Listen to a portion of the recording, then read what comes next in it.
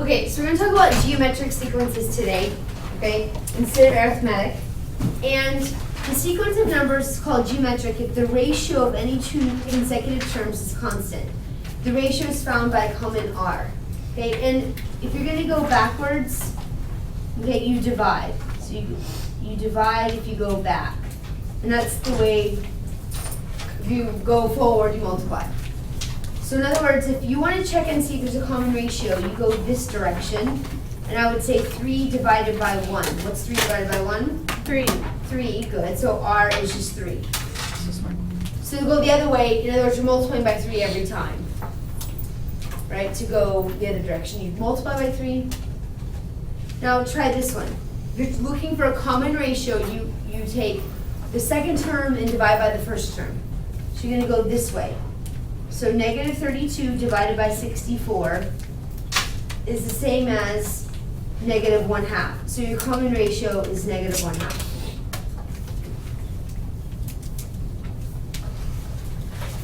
Okay, the next one. Find the first 4 terms of the given sequence and state whether the sequence is arithmetic, geometric, or neither. He wants the first 4 terms. So if I want to find the first term, I say t sub n, and I'm going to plug in 1 in.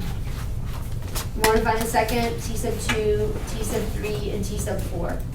And you plug in 2, and then 3, and so forth.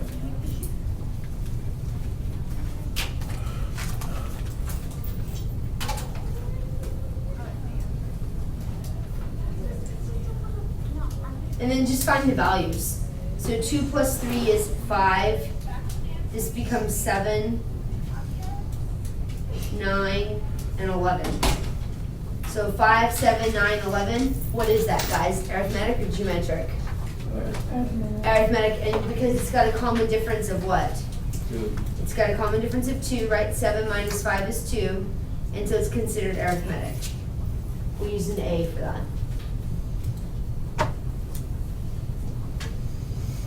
Okay, let's do 15. It says find the first 4 terms. Guys, you can just use your calculator if you want. Okay, I'll write down the information for the first one, but you're just plugging 1 in, which gives me what? And you can plug 2 in. You don't have to write them all out. But you would end up with 6, 12, 24, and 48. Does that look like it's geometric or arithmetic? Geometric. Right. And when it is geometric, it's got a common ratio. So what is my common ratio there? 2. Excellent, good, it's 2. Okay, because 12 divided by 6 is 2. 24 divided by 12 is 2. So it's this one, if you're gonna go this direction, 12 divided by 6 is 2, so r equals 2, so it's geometric. Okay, we're gonna skip 16 just for time. Now, we had a formula that we talked a lot about on Friday, right? And we use that formula for absolutely everything, okay? We're gonna use this formula for everything with geometric. We use Friday's formula, and you can look it up, it's in the same packet, for everything that's arithmetic, okay?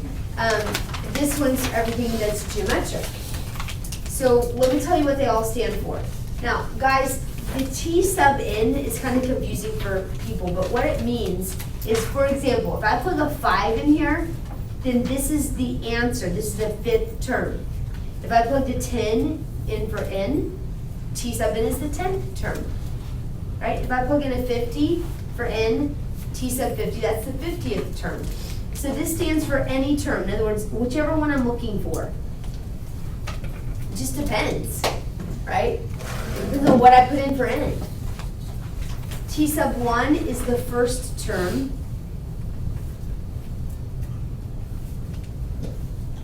What's r? Ratio. The ratio, yeah. And n, just the same as it was before. What does n stand for? The number of terms.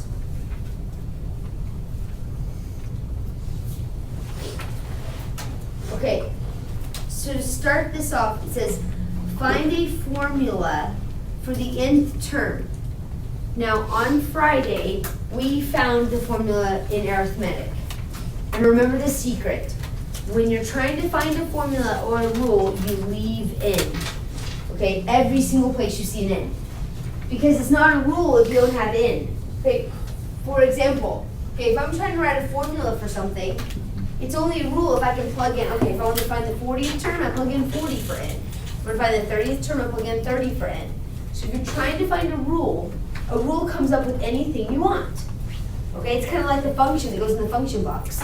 So when you see the question, find the rule, in your brain, you should set off signs, remember, leave all the ends.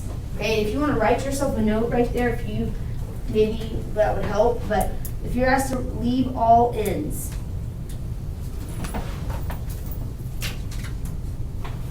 Leave all the ends when you're asked to find the formula. That's very important. And if you can remember that tiny little thing, it makes the problem easy.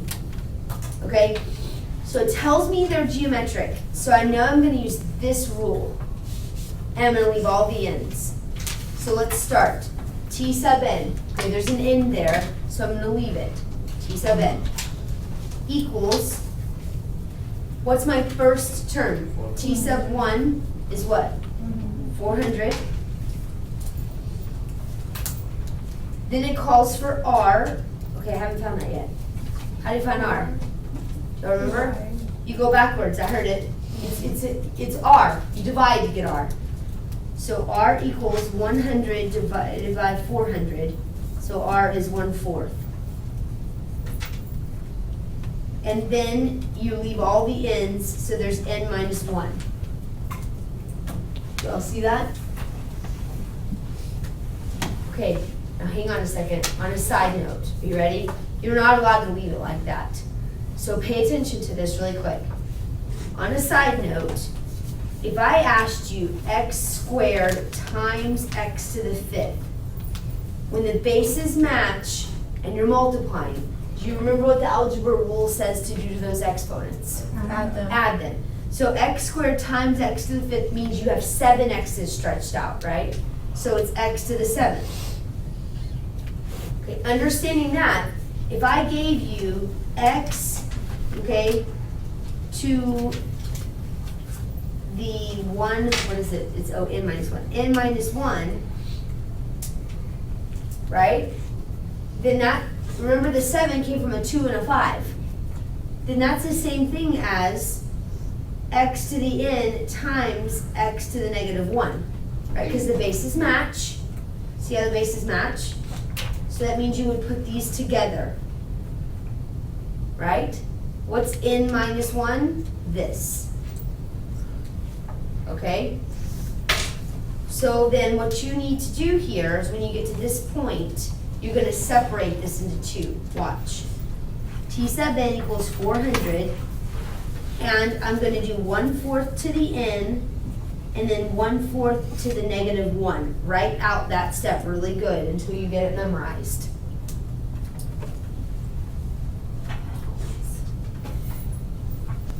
I know this. Gonna sit here anyways.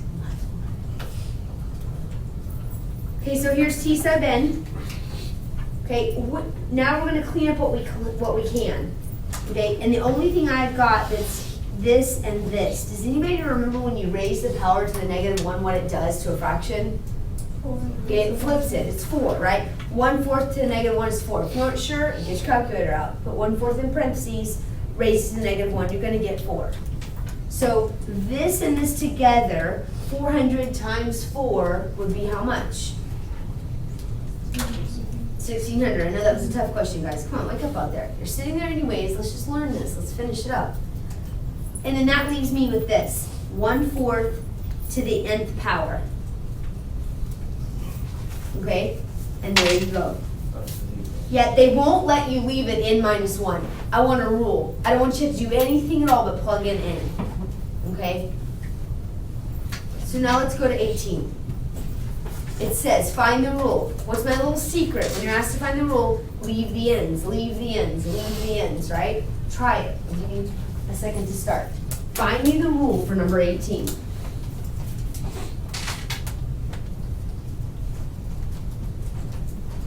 leave the ends.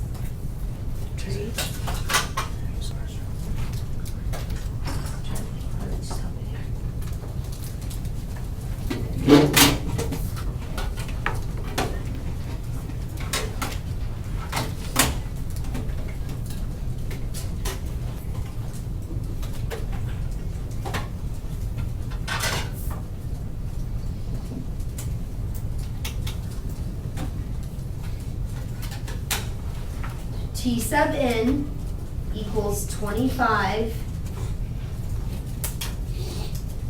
times r. Okay, you've got to go this way and divide to find r. So r equals 20 divided by 25, which is 4/5. So r is 4/5. Remember, you go this way and divide. To find r, you divide. To find d, you subtract.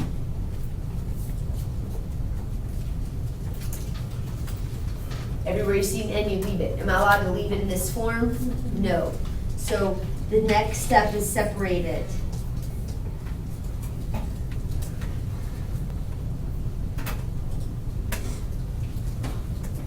What does a -1 do?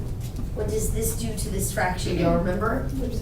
Yeah, it flips it, right? Now, if you don't know, then type in your calculator. So you're gonna take the flip of that, so 5/4 times 25. Please leave it in a fraction if you can, so whatever answer you got, do math, enter, enter. If it turns into a fraction, you're good to go. If it doesn't, leave it as it does. So T sub n then equals 125/4. Okay, and then you're gonna leave the 4/5 n.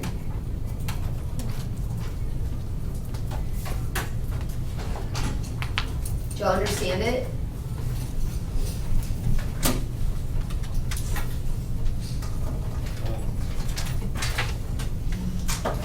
Okay.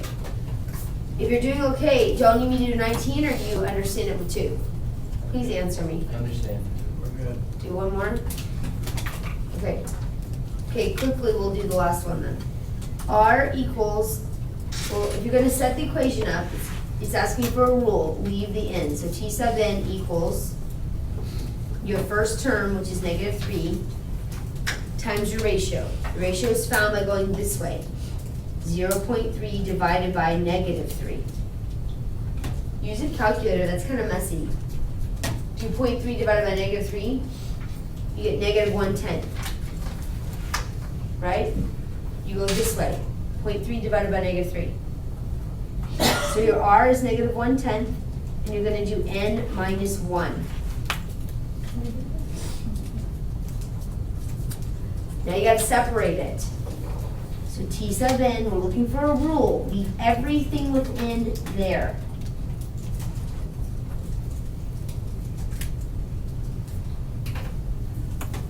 And then you're gonna put these together. Okay, now think about this for a second. -1/10 to -1 power just flips it. Doesn't change the sign. So this is -10 times -3. So it's 30. If you don't know it, type in your calculator. Okay, your calculator will just do -3, open parentheses, -1 divided by 10, raised to the -1 power. It will give you the right answer. It's 30. So T sub n equals 30 times -1/10 to the nth power. Get it? It's really not bad. Okay, go to number 20. Try 20.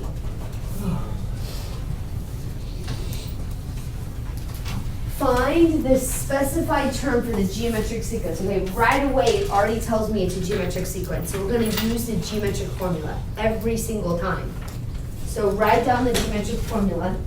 Okay, if you can't see it on your paper, it's T sub n equals T sub 1 R n minus 1. That's the formula we're going to use. Which term number do I want to find here?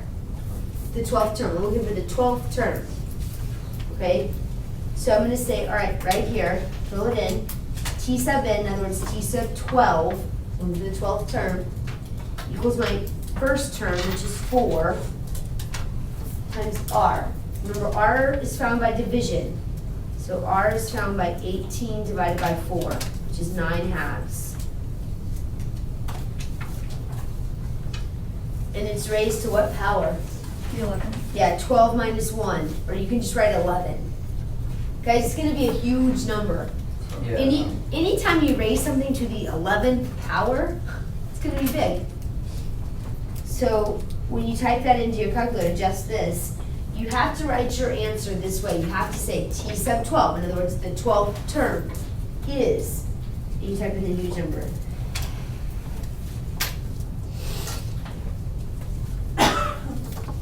$61 million. Please do. I would prefer it. Okay, I'll give you a second for 21.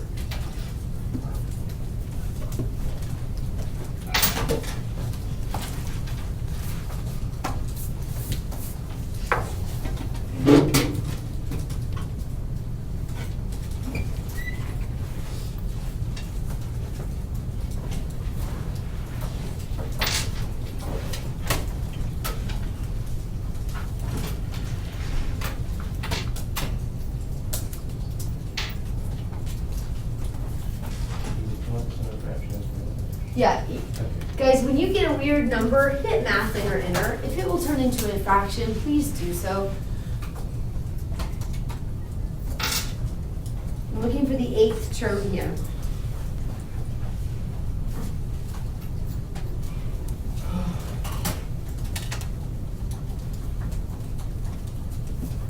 R should have been 3/5.